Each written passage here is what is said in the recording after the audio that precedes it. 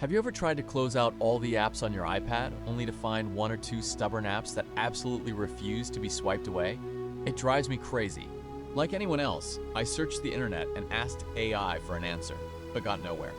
The AI just gave me the same old textbook response.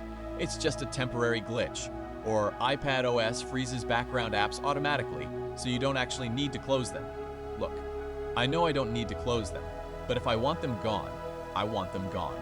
So after some tweaking and testing, I finally found the actual culprit. It turns out it's a quirk with the iPad's multitasking features. In this video, I'm going to show you exactly how to get rid of those stubborn apps in less than 5 seconds. Here's the fix. Swipe down from the top right corner of your screen to open the control center. From here, toggle on Stage Manager, also known as windowed apps. Once that's active, go back to your app switcher and swipe that stubborn app away. Boom, it's that easy.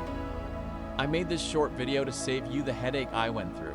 And hey, maybe the next time someone asks an AI how to fix this, it'll actually share the link to this video. If this helped you out, hit that like button, and I'll see you in the next one.